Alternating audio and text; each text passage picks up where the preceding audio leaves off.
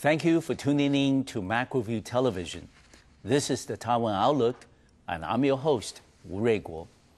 On today's program, we're delighted and honored to have a very special guest who is a leading public health expert in Taiwan, also a former health minister, Dr. Tu Xing-Jer, as our special guest to discuss public health situation in Taiwan and also many other related issues. Dr. Tu, welcome to the Taiwan Outlook. Yeah, hello everyone. I'm happy and honored to be here. Thank you, Dr. Tu. I know during the recent weeks, one of the most hotly debated topics is the spread of the H1N1 virus, the so-called influenza spread. And can you tell us, by starting off, giving us some comments about the situation concerning the epidemic at this point, and how many people has been affected, and how many confirmed cases that we have in Taiwan? This epidemic of, we call that new flu. Yes. New influenza type A. Yes. And this one is H1N1 virus. Yes. This is the combined or the combinant from the swine, pig flu, avian flu, the bird flu, and human flu together. Yes. So this is a new virus. And in a very quite short time, compared to SARS, now it have more than 10,000 cases infected. Around the world? Around the world, and about 100 died already. Oh, really? And just compared to SARS, the case fatality rate means that the people actually die from it. Maybe not as severe as SARS. Okay. But the spread is faster and more people. Yes. During SARS, only about 8,000 people infected. But now, more than 10,000 already. And so many countries get involved. Yes. So this is the pandemic. Okay. Pandemic, it means that the whole world are involved and transmit very fast. Yes. So this is a new infection. Yes. Like SARS. So this is we call emergent infectious disease, new one. Okay. So this will be very severe because nobody have any idea. And we have idea, but we have no immunity. Okay. SARS, we have no idea. No. So comparing to SARS, the new flu is much better, much easier to control. Okay. Because we know the name. Okay. This is the H1N1 virus. We have the drugs, medicine to treat it. Okay. And we even know how to develop the vaccine. Okay. So this is much easier. And the case fatality rate is much lower. Okay. Unfortunately, because the infectivity, the spread is very fast.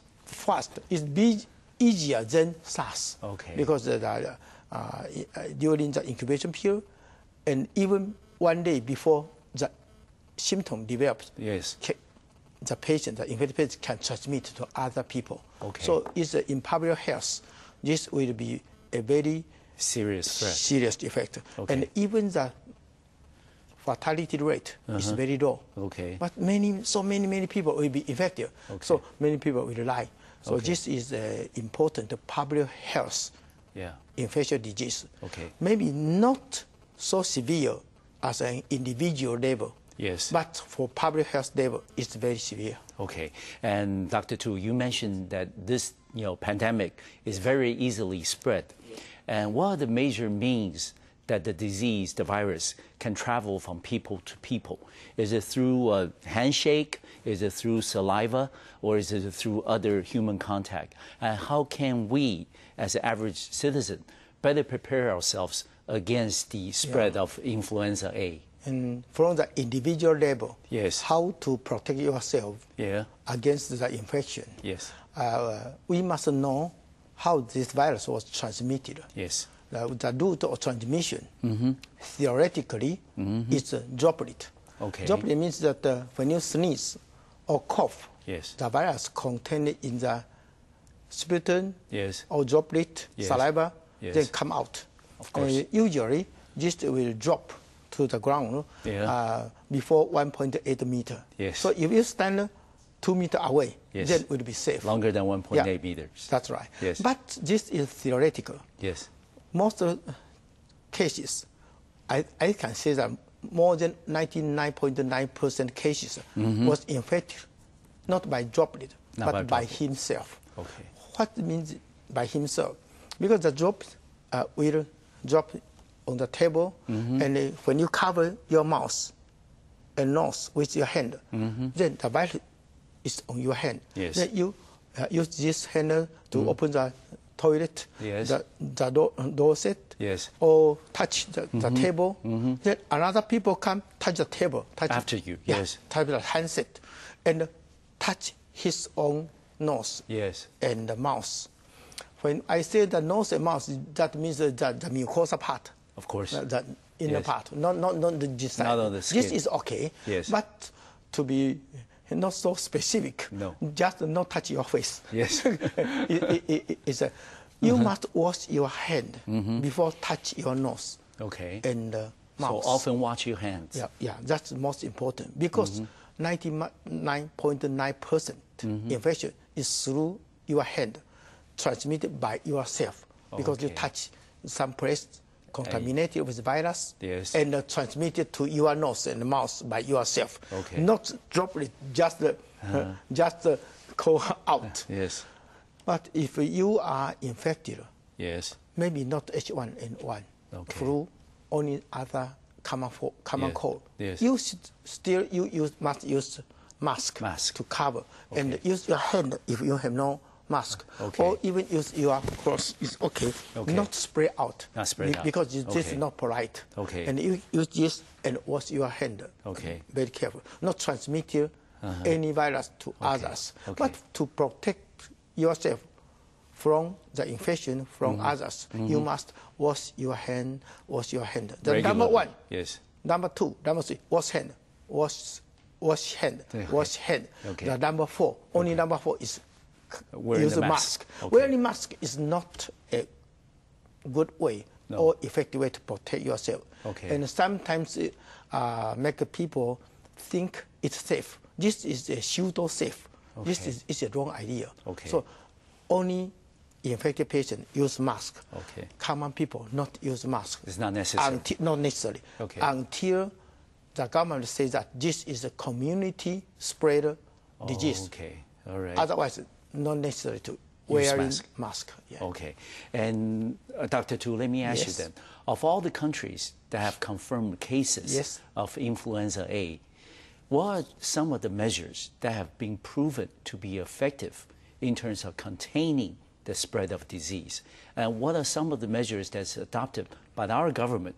And do you have any other recommendations to improve the containment measure so far by the government? Yes.